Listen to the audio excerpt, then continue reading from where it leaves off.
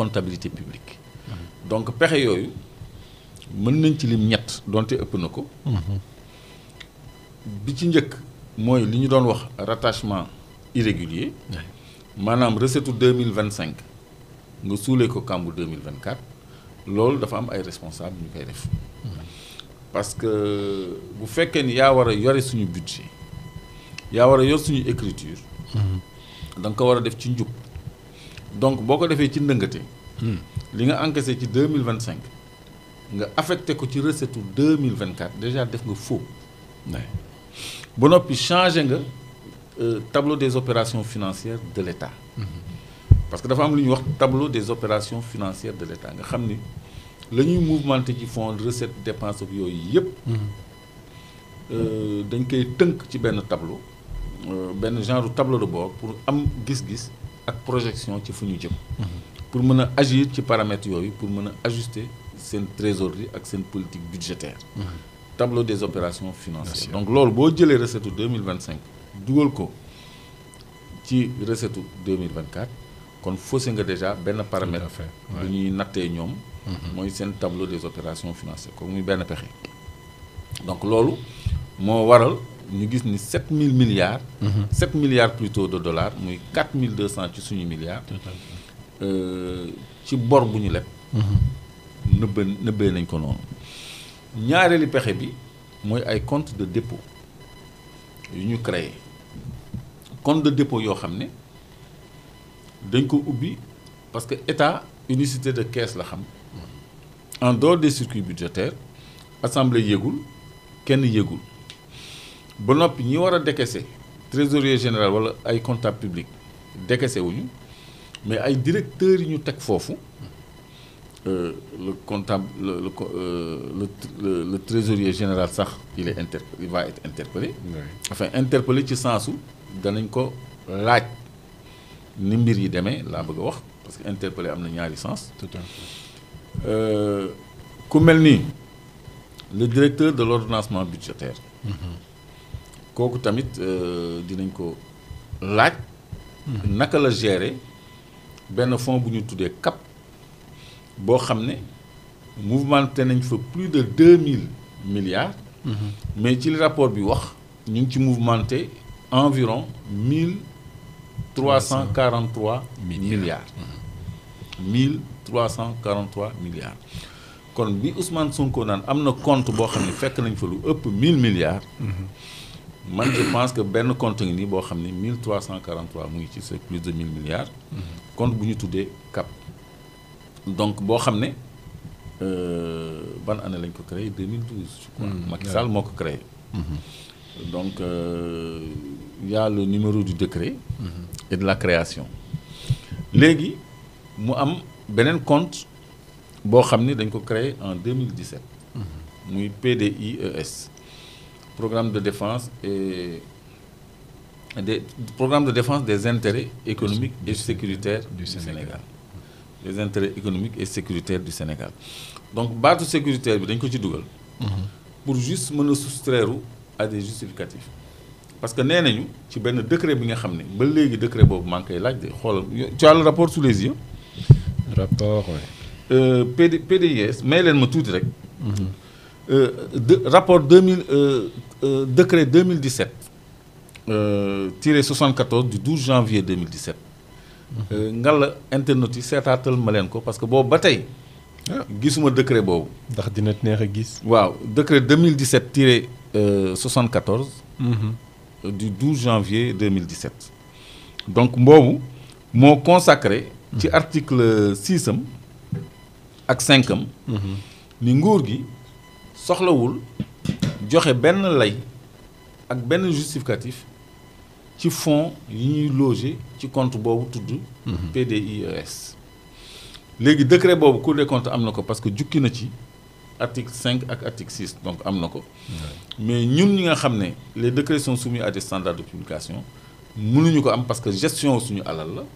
ñun amuñu décret boobu. ñaari articles yooyu rek lañ ci am mooy ñoom dërëm buñ ci dépensé duñ ci justifier dara. compte boobu nag 303 milliards. lañ ci dëxëñ léegi kooku mooy deuxième pexe bi. léegi troisième pexe bi mooy les certificats nominatifs d'obligation. kooku nag moom moo ci gën a grave parce que pexe la boo xam ni dañ ciy retirer ay somme yu am solo. ba noppi di ci lëkkaloo ak ay banques. moo nekk nii. certificat nominatif d'obligation yi anañu. moo ne 300. non boobu PDIS bi la non Moustapha mu ñuy suivre. voilà léegi après na nga dem ci CNO yi léegi PDIS yi article tableau des opérations baa ngi nii donc ñaari comptes yooyu daal moo lëmbee rapport bi nga xam ne ay milliards yu bëri lañ ci tiq donc loolu muy benn anam.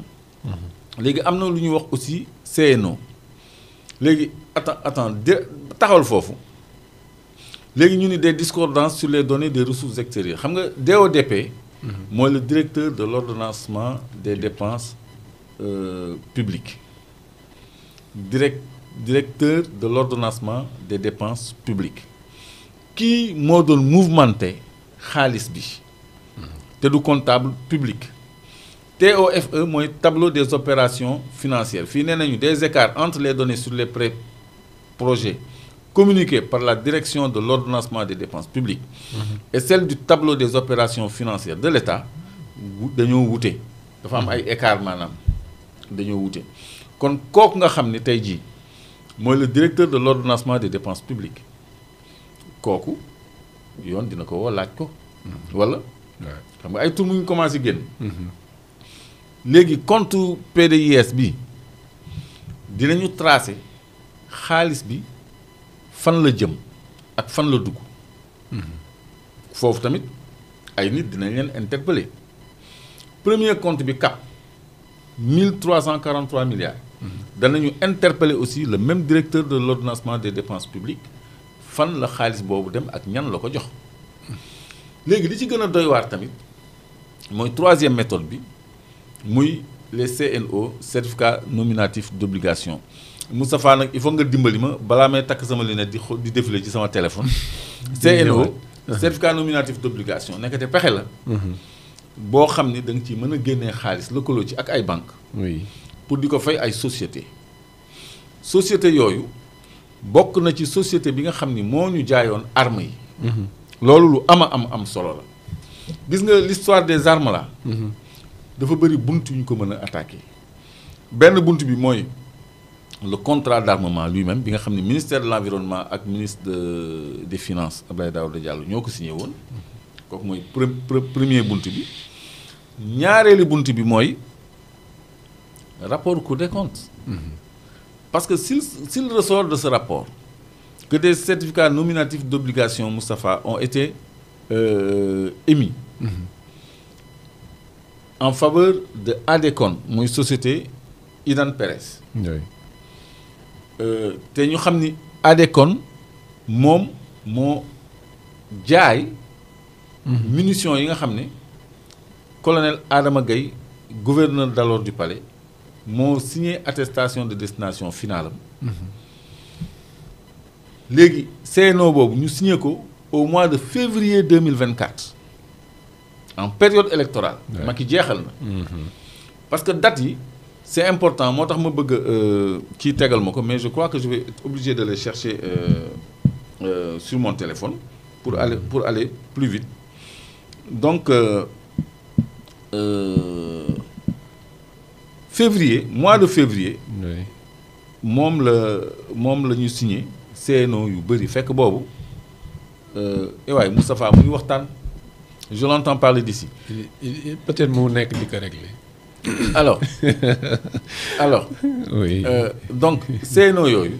date yi laa bëggoon rek ñu indil ñu pour ñu gis ni Macky Sall ba bi muy dem. oui mu ngi signé ay actes yu engagé Sénégal di fay ñoo xam ni fayoon nañ leen déjà.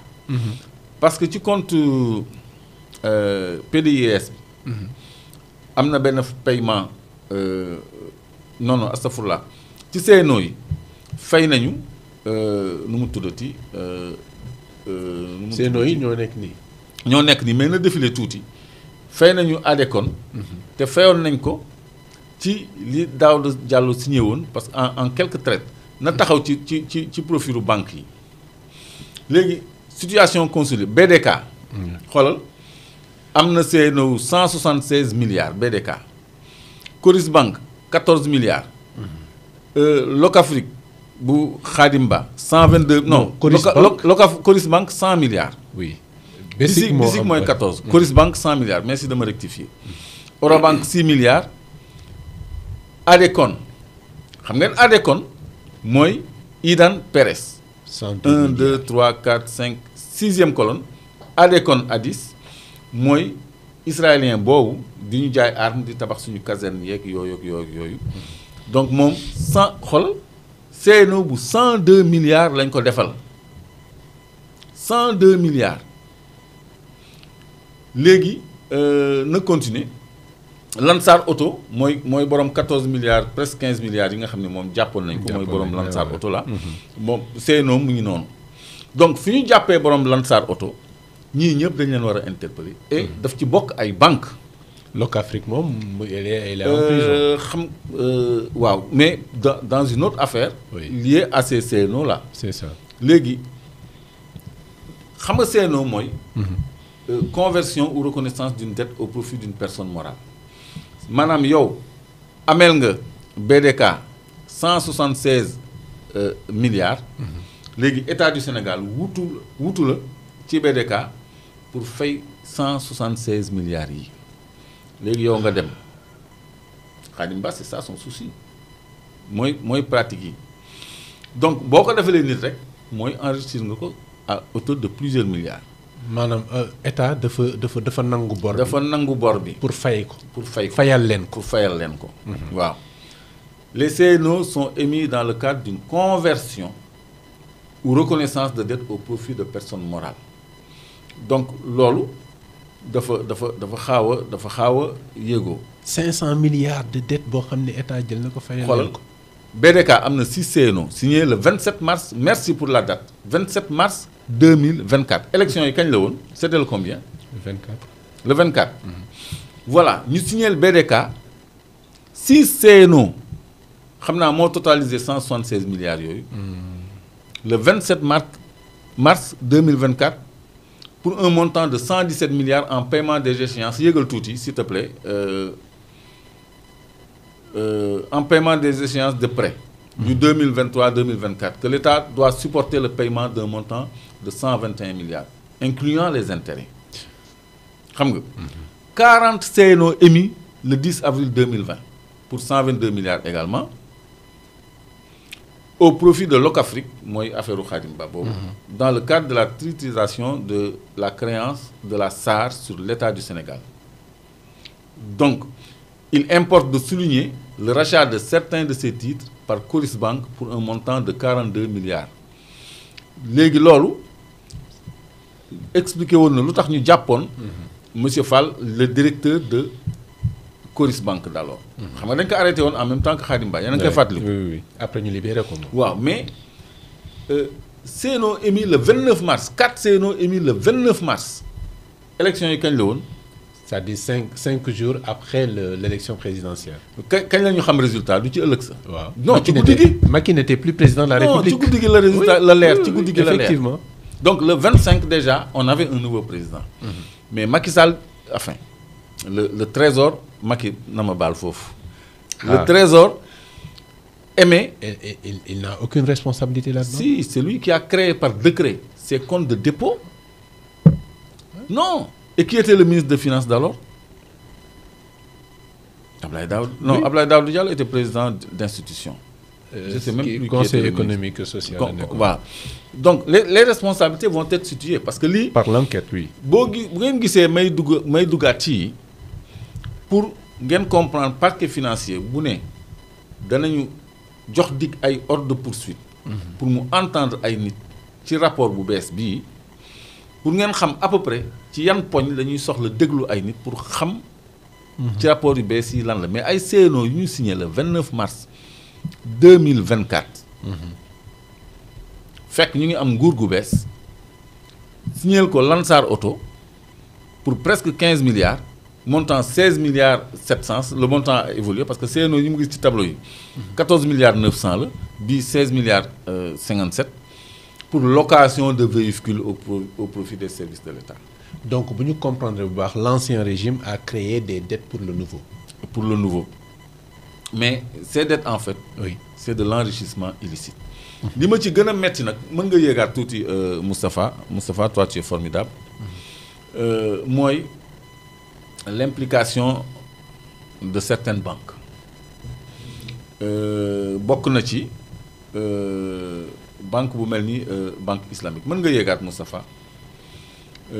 Banque islamique vraiment bu tuddoon neneen sax taxawal foofu ci CNO yi waaw dinañu comprendre xoolal 3 CNO le 26 mars encore 2024 yéen a ngi jàpp date bi le 27 mars le 26 mars le 29 mars le 20 mars yëpp 2024 donc le 26 mars 5 milliards la ñu jox Synergie Afrique ak Enan Chine. Le 20 mars 2024 4 jours avant l'élection ñu jox 121 milliards teg ci ay intérêt 18 milliards jox ko israélien bi tudd AD Con ak papam mi Gabi Perez mi yor société bi tudd AD Trade Belgium pour la fourniture de divers biens et services non précisés. Mais am na plus tard fu ñu koy préciser danañ ci ñëw parce que am na beneen CNO bu 117 milliards bu génn boo xam ni préciser nañ ci paiement yi.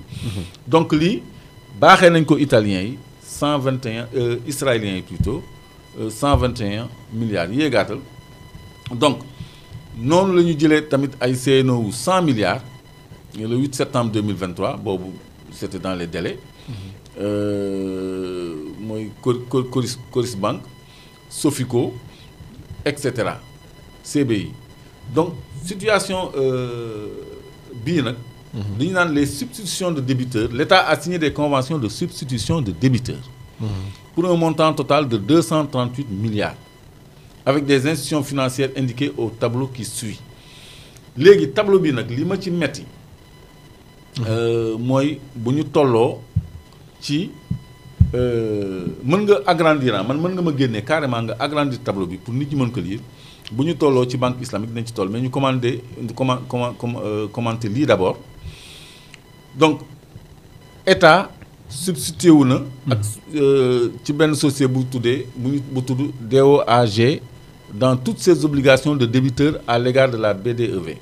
Donc directeur société bi xam nga dig dina ko woo ñi ñuy woo laa leen bëgg a won donc pour ak ki nga xam ne moo ko defal faveur boobu léegi état du Sénégal ay société immobilière Imoland Motorland SAR Computerland société d'intermédiation immobilière Office société d'intermédiation immobilière etc.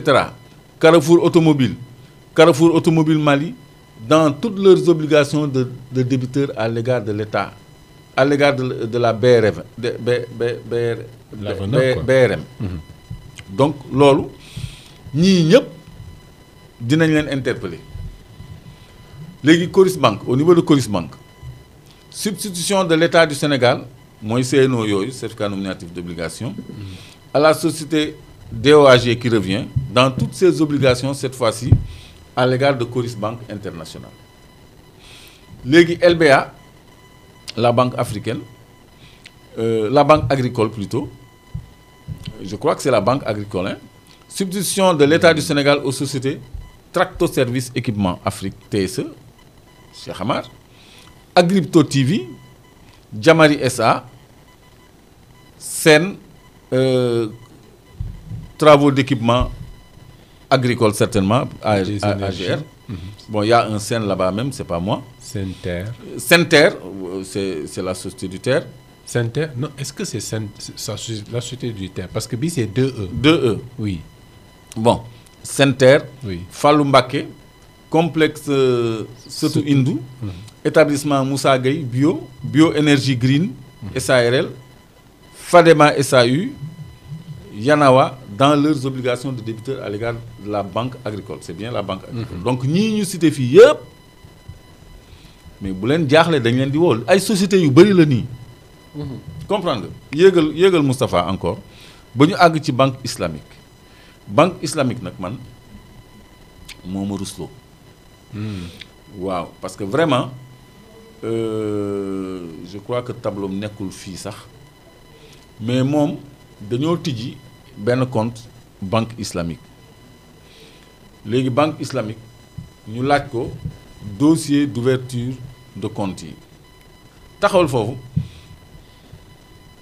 le montant du service de la dette qui c'est le service de la dette c'est pas grave mën nga dem ñu ni ko ana ki tijji compte bi xamul ana dossier d'ouverture de compte bi ñu ni gis ñu dossier d'ouverture de compte. ah te ñu ubbee ko ci banque ba. ci banque islamique nee nañu gisuñu le dossier d'ouverture de compte donc tey jii banque islamique.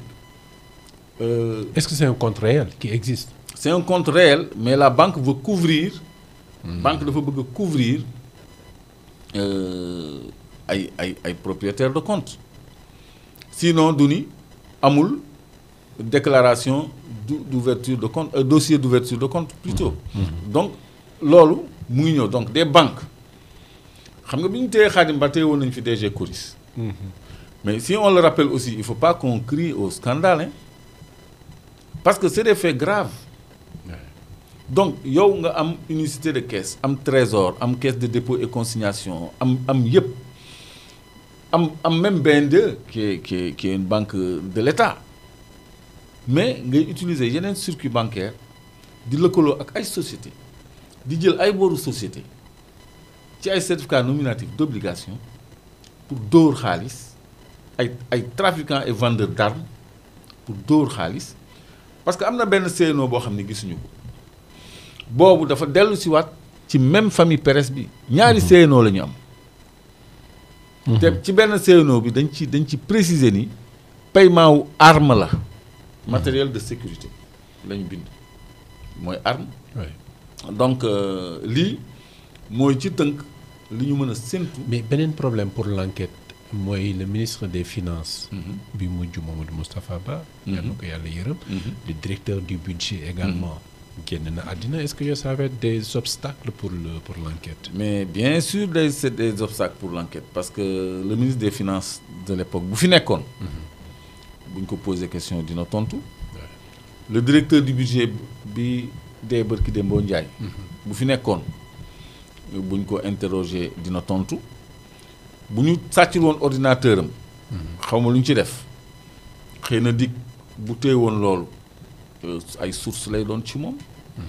donc il y a beaucoup de puzzles yoo xam ni on les a soustraits mais c'est aux enquêteurs qu'il appartient de recomposer cela. Note positive mooy jàpp nañu un des suspects du cambriolage. waaw mais l'enquête n'a pas encore révélé ses secrets.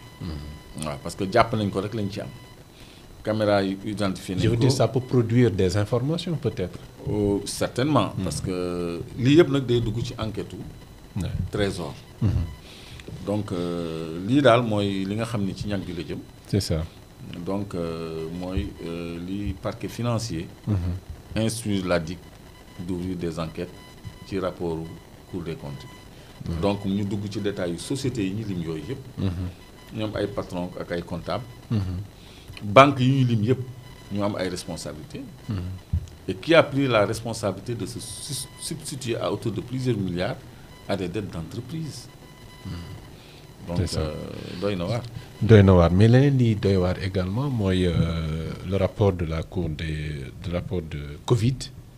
rapport Covid bi nga xam ne jamono ji la justice actuellement machine bi mu ngi rouler à plein régime ak arrestation yu bëree bëri yoo xam ne jot nañu ko constater certains